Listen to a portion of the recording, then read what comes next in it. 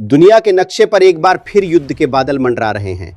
जहां एक तरफ महाशक्तियां यूक्रेन और पश्चिम एशिया में उलझी हुई हैं, वहीं दूसरी तरफ भूमध्य सागर में तुर्की और ग्रीस के बीच पुराना तनाव अब खतरनाक मोड़ ले चुका है। ये सिर्फ दो पड़ोसी देशों की टकराहट नहीं है, बल्कि इसके पीछे पूरी वैश्विक जियोपॉलिटिक्स की चालें छिपी हुई हैं। लेकिन इस बार कहानी में एक बड़ा ट्विस्ट है। ग्रीस ने अपनी सुरक्षा को मजबूत करने के लिए सीधे भारत की ओर हाथ बढ़ाया है। भारत और ग्रीस के बीच हुई डिफेंस डील ने सिर्फ अंकारा को ही नहीं, बल्कि बीजिंग और कई पश्चिमी राजधानियों को भी चौंका दिया है। ये डील इस बात का संकेत है कि भारत अब सिर्फ एक क्षेत्रीय शक्ति नहीं, बल्कि वैश्विक सुरक्षा समीकरणों में निर्णायक भूमिका निभाने की स्थिति में आ चुका है। आज की जियोपॉलिटिक्स में अमेरिका की एकतरफा नीतियां और नाटो के अंदर बढ़ता अविश्वास साफ दिखाई देता है।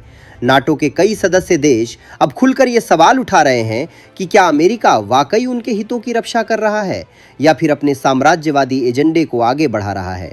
फ्रांस जैसे देश अमेरिका से दूरी बनाते हुए रणनीतिक स्वतंत्रता की बात कर रहे हैं।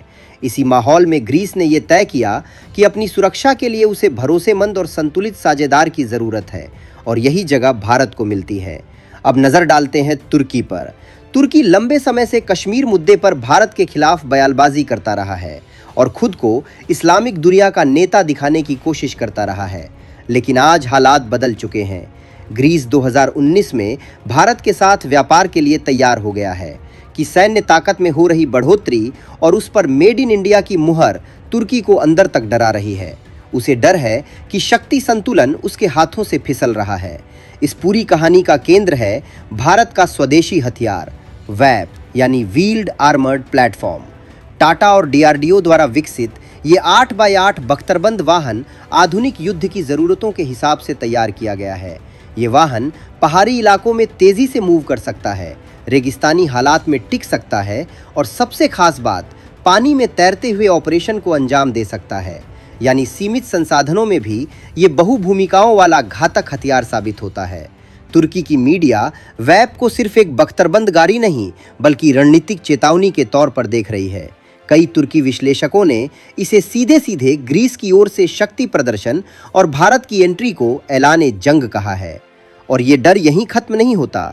अगर आने वाले समय में ग्रीस के शस्त्रागार में भारत की ब्रह्मोस जैसी सुपरसोनिक क्रूज मिसाइलें शामिल होती हैं, तो तुर्की की समुद्री और हवाई रणनीति पूरी तरह हिल सकती है। ये सब उस नए भारत की तस्वीर दिखाता है जो अब सिर्फ हथियारों का आयातक नहीं रहा। भारत आज डिफेंस मैन्युफैक्चरिंग, टेक्नोलॉजी और डिप्लोमेसी तीनों मोर्चों पर एक साथ आगे बढ़ रहा है। भारत की डिफेंस डिप्लोमेसी अब केवल रक्षात्मक नहीं रही, बल्कि रणनीतिक और प्रभावशाली बन चुकी है। आज दुनिया भारत को एक ऐसे साझेदार के रूप में देख रही है जो न तो किसी पर अपनी शर्तें थोपता है और न ही राजनीतिक दबाव बनाता है। यही वजह है कि ग्रीस जैसे देश भारत पर भरोसा कर रहे हैं।